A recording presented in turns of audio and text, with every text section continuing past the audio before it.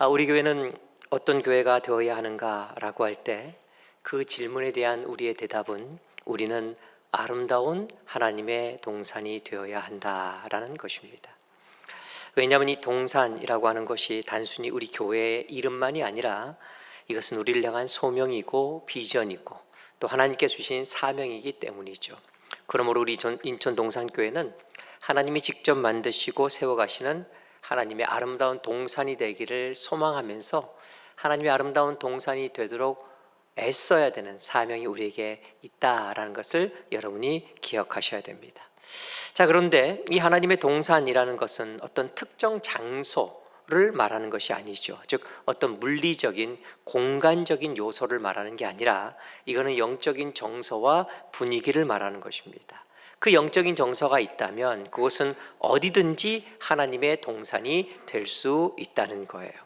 마치 주 예수와 동행하면 그 어디나 하늘나라인 것처럼 그렇게 된다는 거죠. 자, 그렇다면 어떤 영적인 정서가 있을 때 그 공동체는 하나님의 동산이 될 수 있느냐? 여러 가지가 있을 수 있겠지만 오늘 말씀은 그 중에서 아주 중요한 두 가지를 우리에게 제시하고 있습니다. 그 중에 첫 번째가 뭐냐? 바로 거룩이에요. 거룩함이 있을 때 그 공동체는 하나님의 동산이 될 수 있다라는 것이죠. 우리 9절 말씀 같이 읽도록 하겠습니다. 9절 같이 읽습니다. 시작.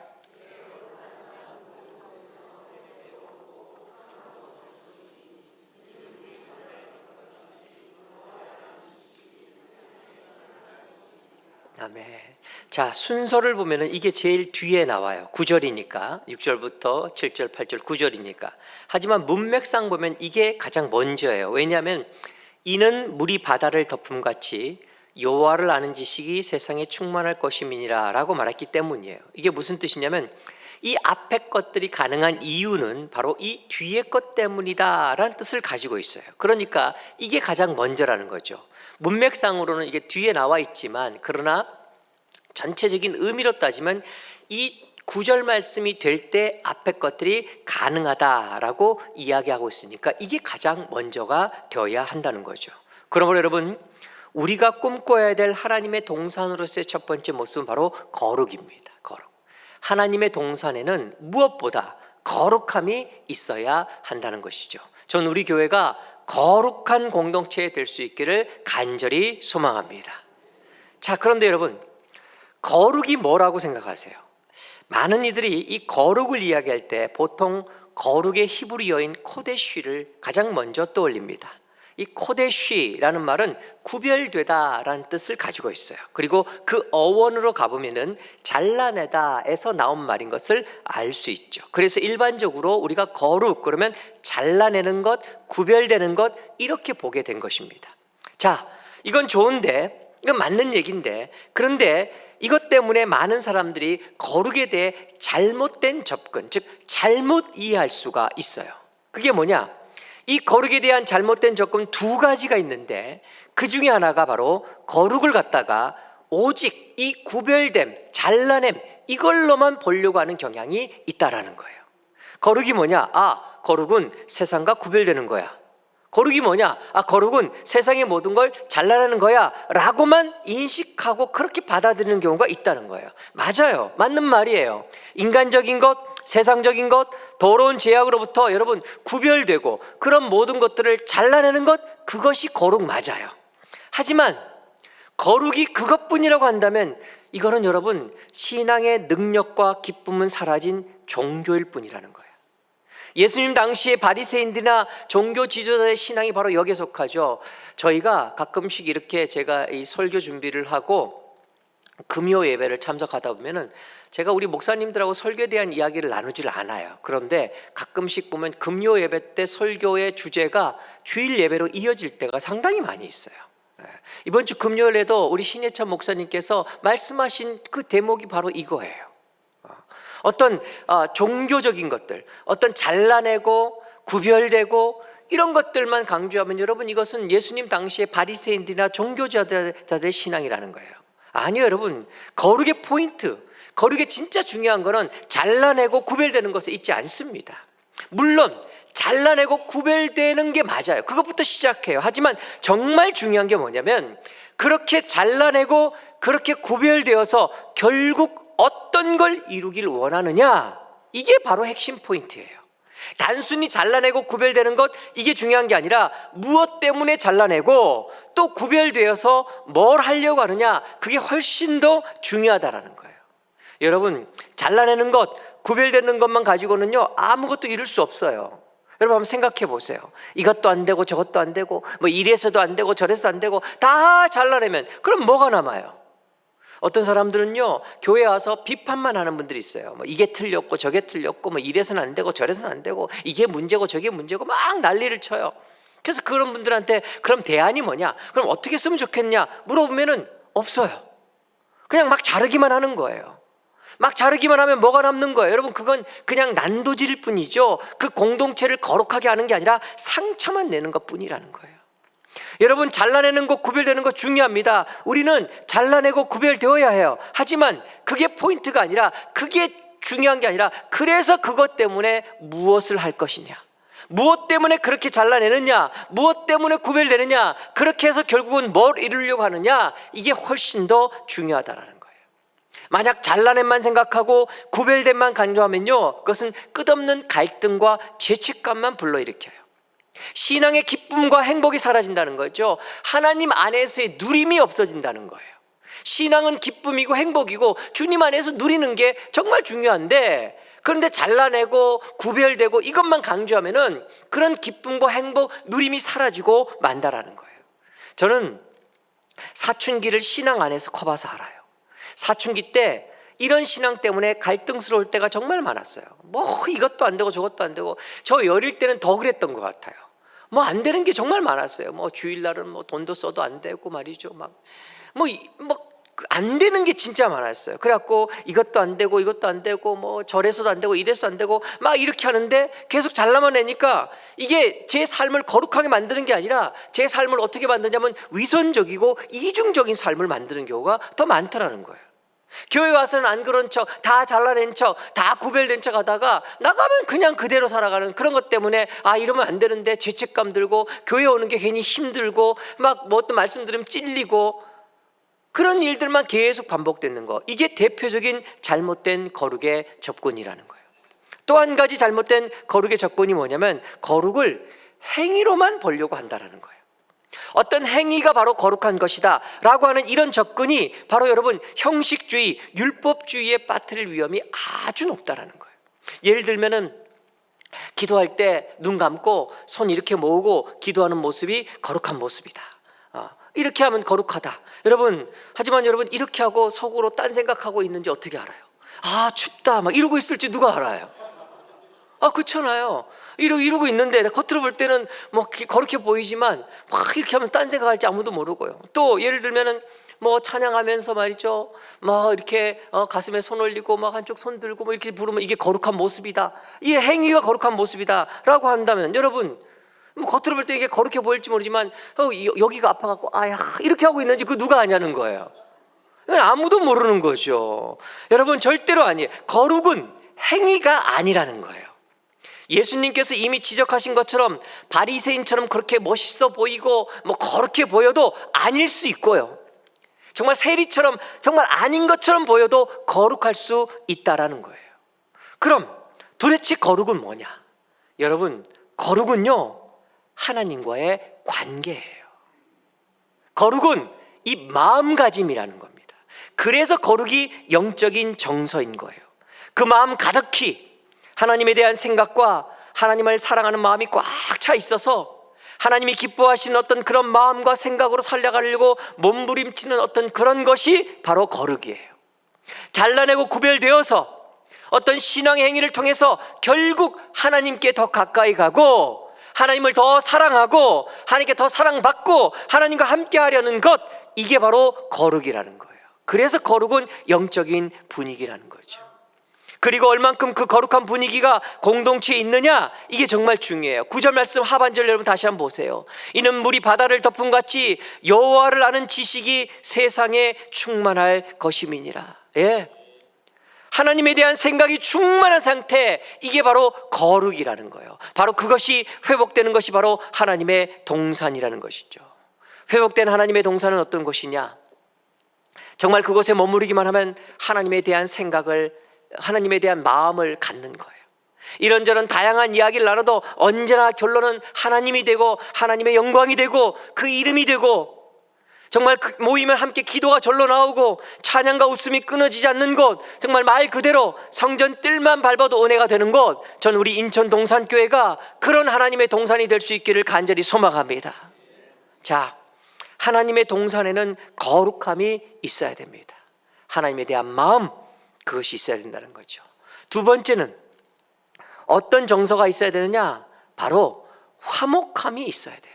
화목함.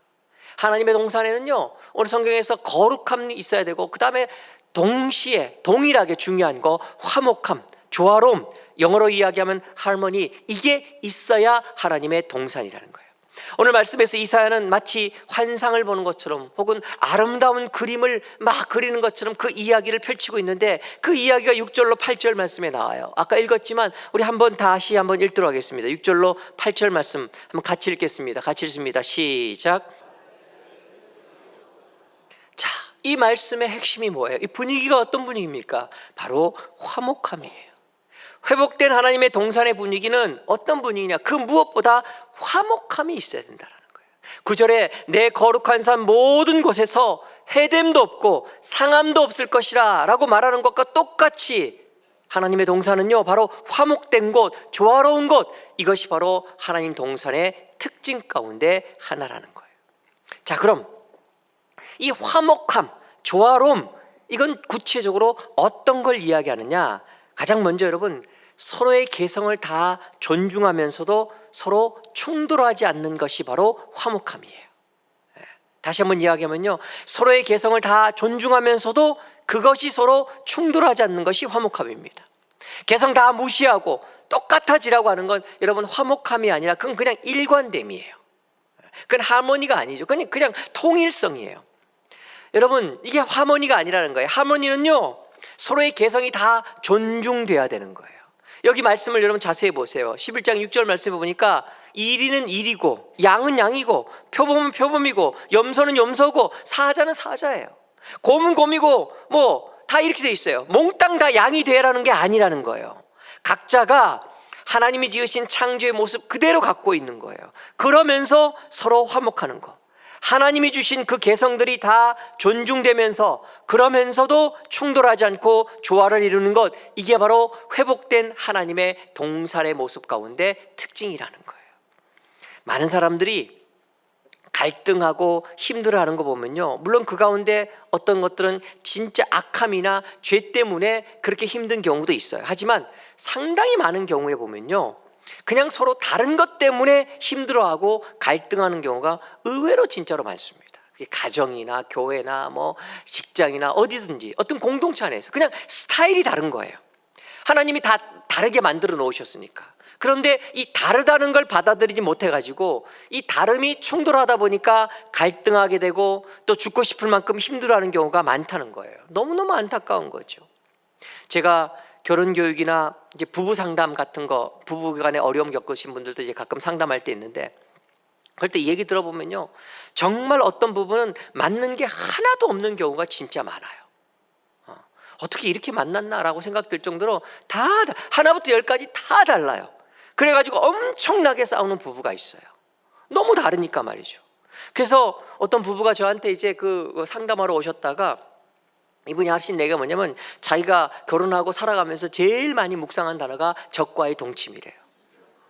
그리고 그 다음 많이 묵상한 단어가 잘못된 만남이라는 거예요. 너무 힘드니까, 맞는 게 하나도 없으니까 어떻게 이렇게 안 맞을 수가 있지? 내가 연애할 때는 이게 눈이 삐었는데 어떻게 저 사람을 저렇게 만날 수가 있었지? 라는 생각 때문에 너무 힘들고 어렵고 어떻게 해야 되냐고 그러더라는 거예요. 여러분 어떻게 생각하세요? 그 만남이 처음부터 잘못됐기 때문에 불행하다고 생각하세요? 아니에요, 여러분. 의외로 어떤 부분은요, 정말 다른데 너무너무 행복하게 사는 경우도 있어요. 너무 다르기 때문에 서로 신기하면서 말이죠, 때때로 놀라기도 하면서, 야, 저렇게 생각할 수도 있구나, 와, 저런 인간도 다 있구나. 재밌어 하면서 그걸 통해서 넓어지고 말이죠. 이걸 얼마나 누리는지 몰라요. 이브니까 하는 얘기지만 저는 저희 집사람 보면서 와, 인간이 저럴 수도 있구나 뭐 이런 생각 할 때가 있어요. 저는 가끔씩.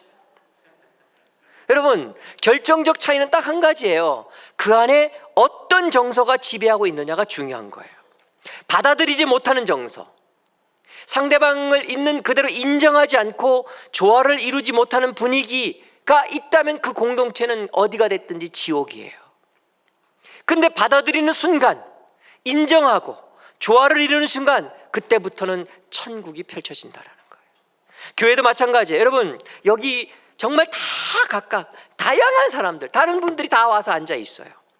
제가 예전에 마닐라 한인연합교회 가서 설교한 적이 있었죠. 그때 이제 설교하기 전에 토요일 날 그 담임 목사님하고 교제하는데 담임 목사님이 자기 교회를 다 이렇게 설명하면서 저한테 그러더라고요. 거기 와 있는 분들은 정말 과거에 한국에서 살아온 삶이 너무 각양각색이라는 거예요. 그래서 그 교회의 암묵적인 중요한 표 가운데 하나가 뭐냐면 과거를 묻지 마세요라는 거예요. 절대 한국에서 뭐 했냐, 뭐 하다 왔느냐, 어디 살았냐, 이거 안 물어본다는 거예요. 여러분, 근데 어디 그 교회만 그렇습니까? 모든 교회가 다 그래요. 우리는요, 다 다른 배경을 갖고 여기 와 있어요. 가치관, 기준, 성품 다 달라요.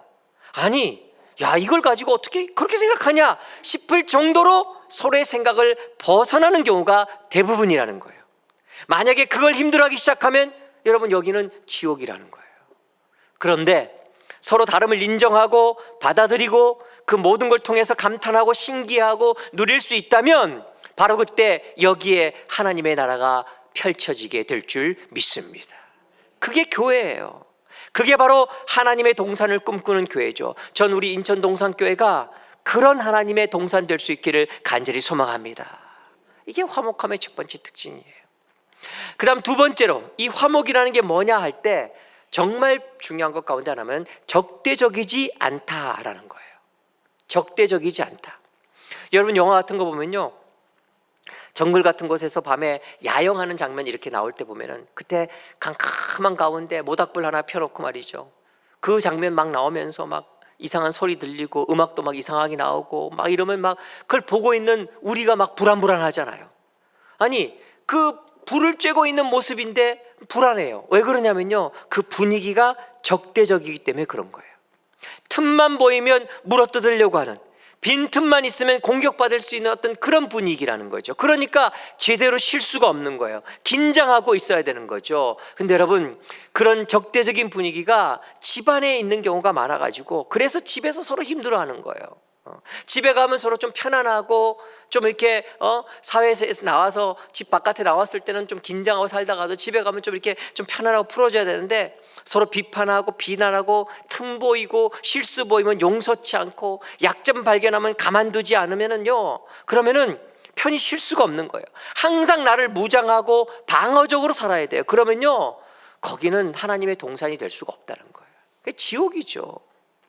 가정적 환경 여러 가지가 있지만 사회학자들이 이야기할 때 가장 자녀들에게 나쁜 환경 가운데 하나가 뭐냐면 적대적인 환경이래요. 그래서 심하게 부부싸움하는 가정에서 자라는 자녀들은요, 이 정서적으로 문제가 많을 가능성이 높다는 게 사회학자들의 공통적인 주장이에요. 또 부모가 이렇게 상당히 정죄하는 스타일 있잖아요. 딱 보다가 잘못하면요, 그걸 기가 막히게 탁 꼬집어서 말이죠, 막 지적하는 이런 스타일의 특징은요, 기억력이 또 좋다는 특징이 있어요. 그래가지고 지나간 일들까지 다 끄집어 올리는 거예요. 너 옛날에도 말이지 이러면서 언제 어디서 이랬고 그때 거기서 그랬고 막 그러면서 자녀를 거의 막 고문하는 어떤 그런 부모 밑에 자라나면요, 그 자녀의 내면이 무너지는 경우가 진짜로 많다라는 거예요. 그리고 그런 어떤 그 배우자랑 같이 살면요, 그 가정이 천국이 아니라 지옥이 되는 경우가 많다라는 거예요. 여러분, 기억하셔야 돼요. 하나님의 아름다운 공동체는 적대적이지 않아야 합니다. 서로가 감싸주고 배려해주고 이해해주고 보듬어줘야 하는 거예요. 실수하고 틈을 보여도, 부족함과 연약함이 보여도 그것 때문에 부끄러움을 당하는 것이 아니라 바로 그것 때문에 돌봄과 사랑을 경험할 수 있어야 그게 바로 아름다운 하나님의 공동체라는 거예요. 성경을 보면요, 아담과 하와가 서로 벌거벗었으나 부끄러워 아니하였다라는 말씀이 바로 이걸 뜻하는 거예요. 서로의 허물과 연약함이 있지만 그것 때문에 부끄럽지 않은 공동체가 바로 하나님이 만드신 동산이라는 거예요. 자, 그런데 이렇게 이야기하면 어떤 분들은 그럼 아이들이 어긋나고 잘못하면 해도 아무 말 안 하고 다 넘어가야 하느냐, 이렇게 물어보는 분도 있을지 몰라요. 아니요, 저는 그 마음을 말하고 있는 거예요. 때로 부모로서 따끔하게 혼내고 충고하고 때로는 회초리를 들어야 할 때 있어요. 그럴 때는 여러분 단호하게 그렇게 하셔야 됩니다. 저도 담임 목사로서, 영적 지도자로서 때로 섭섭하고 서운하게 느껴도 교인들에게 따끔하게 이야기해야 될 때가 있어요. 그런데 제가 말하는 것은 그 출발점이에요. 그의 연약함과 허물을 품고 기도하면서 사랑하는 마음에서 그것이 나온 것이냐, 아니면 내가 화가 나고 신경질 나서 내 분에 못 이겨서 화풀이 하듯이 그렇게 나온 것이냐, 이걸 좀 점검해야 한다라는 거예요. 우리는 누구나 많이 실수할 수 있고 많이 넘어질 수 있어요. 그런데 그것 때문에 공격만 받고 그것 때문에 지적만 당하고 수치만 당한다면 그건 하나님의 동산 아니라는 거예요. 오히려 그것 때문에 돌봄을 받아야 됩니다. 세상에서는 공격당하고 세상에서는 수치당하는데, 그런데 여기에서는 돌봄받고 사랑받을 때 바로 여기가 하나님의 동산이라는 것을 체험할 수 있게 된다는 거예요. 회초리를 들 수 있지만 오히려 싸매미 있어야 됩니다. 그것이 바로 아름다운 화목된 공동체, 하나님의 동산의 특징이라는 거예요. 저는 우리 인천 동산교회가 이런 교회 될 수 있기를 간절히 소망합니다. 거듭 말씀드리지만 교회 공동체는요, 완전한 사람들이 모인 곳 아니에요. 저 같은 목사나 우리 장로님들, 리더십들이 완전하고 여러분들보다 무슨 탁월하기 때문에 뽑힌 게 아니에요. 하나님께서 무슨 의도인지는 잘 모르겠지만 똑같은 죄인들, 똑같은 성도들 가운데 저와 우리 장로님들, 리더십들을 뽑으셔서 교회를 섬기도록 하고 있는 거예요. 그러니까 저를 비롯한 리더십들은요, 스스로 내가 뛰어나구나, 혹은 내가 탁월해서, 혹은 내가 완전해서 그렇지 않다는 것을 늘 인정하고 하나님의 지혜를 구하고 성령을 구하면서 겸손히 또 부단히 교회를 잘 섬기려고 노력해야 하는 것이고, 성도님 여러분이 저와 리더십들에게 해주셔야 할 중요한 것은요, 너그러이 용납해 주시는 거예요. 아니, 리더십뿐만 아니라 우리 모두가 서로에게 좀 연약함과 부족함을 용서하고 용납해 주는 것, 이게 공동체 안에서 무엇보다 필요합니다. 너무 나를 세우면서 말이죠, 지적하고 막 조금만 실수하면 그거 막 난리치는 게 아니라 좀 용납하는 마음, 적대적이지 않는 그런 마음이 공동체에 정말로 필요하다는 거예요. 저는 제가 말씀드린 적이 있는데, 제가 예전에 이 만수동에 살 때가 있었죠. 제가 사택을 구할 때 이 만수동을 좀 피해달라고 했던 이유 중에 하나인데, 제가 이 만수동에 살 때 이 금요 기도회 마치고 집에 갈 때마다 스트레스를 받았어요. 주차가 힘들어가지고. 제가 살고 있던 그 아파트가 금요일 날 제가 여기서 한 10시 반 이렇게 가면은 거의 차가 꽉 차고 2중 3중 이렇게 내놨기 때문에 주차 공간 찾는 게 너무 힘든 거예요. 언젠가 금요 기도회 마치고 이제 집에 가려고 하는데, 제가 차를 이제 저쪽 옆에 쪽에 되는데, 거기에 동네 분 중에 한 분이 그걸 막아 놓으신 거예요. 차를 막아놔가지고 나갈 수가 없게 돼 있는 거예요. 한참을 기다리고 전화하고 어쩌다가 우여곡절 끝에 집에 온 적이 있어요. 그러니까 거의 12시 가까이 돼서 집에 간 거죠. 너무 늦게 오니까 혹시나 하는 마음으로 이제 주차장 이렇게 돌아봤지만 주차 자리가 그때까지 남아 있을 리가 없는 거예요. 평상시에도 그런데 그 12시 가까이 주차 자리가 남아 있을 리가 없죠. 그래갖고 이제 포기하고 저 바깥에 어디 길거리에 대야 되나 이런 고민 때문에 막 나가려고 코너를 도는데, 마침 꼭 가까운 입구 가까운 곳에 주차 자리 하나가 딱 비어 있는 거예요. 남아 있는 거예요. 여러분, 그럴 때 마치 로또 맞은 기분인 거 아시죠? 그렇죠? 할렐루야 막 나오면서 말이죠. 하나님이 내가 오늘 금요 기도회 때 좀 기도를 세게 했더니만 은혜를 베푸셨나 보다. 이래갖고 기분이 너무 좋아졌어요. 그래가지고 이제 막 주차를 하는데, 그런데 거기에 차가 비어 있는 이유가 있었어요. 바로 옆에 그 차를 댄 인간이 말이죠, 얼마나 삐딱하게 옆 차선 가까이에 거의 침범하다시피 차를 댔는지 말이죠. 이게 웬만한 운전 실력으로 우리 이경찬 목사님이나 이런 분들 아니면 못 들어갈 정도로 말이죠, 너무 힘든 거예요. 그래가지고 제가 거기를 정말 땀 뻘뻘 흘리면서 말이죠, 겨우겨우 들어갔는데 문제는 이게 문 열고 나오기가 힘든 거예요. 야, 정말 열받아가지고 말이죠. 요즘 차들은 좀 좋아져가지고 이제 뭐 이렇게 리모컨으로 집어넣기도 한데, 예전에는 제가 요거 경험할 때만 해도 그러지 않았어요. 그래가지고 말이죠, 하여튼 문짝 기스 났을 거야. 뭐 그거 해갖고 뭐 겨우겨우 그나마 제가 조금 날씬해서 나왔지 말이죠. 근데 뭐 정말 문 열고 나오는데 쇼를 했어요. 그래가지고 막 정말 짜증 나면서 얼마나 열이 받는지 말이죠. 어떤 인간이 차를 갖다가 이렇게 돼가지고 말이지, 주차를 이렇게 힘들게 하냐고 말이지. 막 그러면서 도대체 어떤 인간이냐고 막 그러다가 불현듯 제 머리에 떠오른 깨달음이 있는데, 그게 뭐냐면 이분이 아주 짜증낼 만한 어떤 불평을 받을 만한 분이 아니라 저한테 진짜 고마운 분이라는 생각이 드는 거예요. 왜냐하면 이분이 똑바로 잘 됐으면 누군가 벌써 여기에 차를 댔을 거라는 거죠. 아마 여러 차들이 시도하다가 포기하고 갔을 거라는 거예요. 안 됐구나. 그러니까 그 시간까지 그 자리가 비어 있다는 것은 이분이 이렇게 삐딱하게 차를 대주심으로 말미암아 저한테까지 차례가 왔다는 거예요. 그러니까 이분이 저한테는 얼마나 고마운 분인 거예요. 제가 그 경험 이후에 여러분 무슨 생각하는 줄 아세요? 제가 이거를 삶에 적용할 수 있다는 걸 깨달았어요. 여러분 남편, 여러분 아내, 혹은 뭐 여러분의 누구든 문득문득 삶 속에서 보여주는 약점이 있잖아요. 이것 때문에 난 너무 싫어. 이것 때문에 너무 스트레스 받아. 여러분 이런 생각 들 때가 있죠. 그런데 여러분, 남편 여러분, 아내 여러분 생각하셔야 돼요. 그것마저 없었으면 여러분 같은 사람하고 결혼했겠습니까? 그렇죠? 가끔씩 저희 집사람이 저한테 그런 얘기 하거든요. 다 좋대요 저한테. 근데 키만 10cm가 컸으면 좋겠다, 뭐 이런 얘기를 해요. 제가 늘 얘기하지만 제가 10cm 컸으면 제가 그 사람하고 그래도 저는 결혼을 했을 겁니다. 제가 깜짝 놀랐는데, 저희 집사람 제가 불만인 게 많이 있었어요. 마음에 안 드는 것도 많고. 그런데 저희 집사람을 그런 눈으로 보기 시작하고 난 다음부터 제 마음속에 달라져요. 이 여자가 이 약점마저 없었으면 나 같은 사람한테 시집 왔겠나. 이런 어떤 약점 보일 때마다, 연약함 보일 때마다 그런 생각을 자꾸 하니까 그 약점이 또 그렇게 감사할 수가 없더라는 거예요. 전 여러분들이 남편과 아내에게 완벽을 기대하는 배우자가 아니라 상대방의 약점을 용납하는 자리까지 갈 수 있는 그런 배우자들 될 수 있기를 간절히 소망합니다. 약점이 보이면요, 옆에 차를 삐딱하게 대졌기 때문에 제가 12시 넘어서도 주차할 수 있게 됐다는 것을 고맙게 생각하는 것처럼, 여러분 배우자에 대해서, 또 혹은 뭐 공동체 안에서도 마찬가지예요.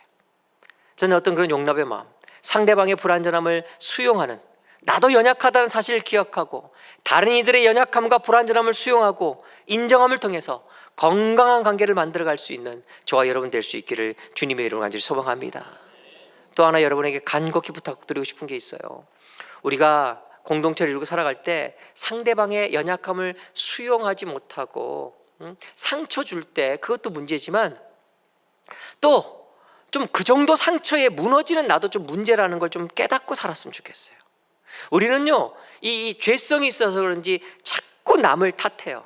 이 여자 성도분들 제가 이렇게 많이 이렇게 하다 보면 남편 때문에 너무 힘들다고, 내가 남편 잘못 만나서 이렇게 고생한다고 막 그러면서 막 이렇게 말씀하시는 분들이 있어요. 저한테 하소연하는 분들 간혹 있는데, 잘 들으세요.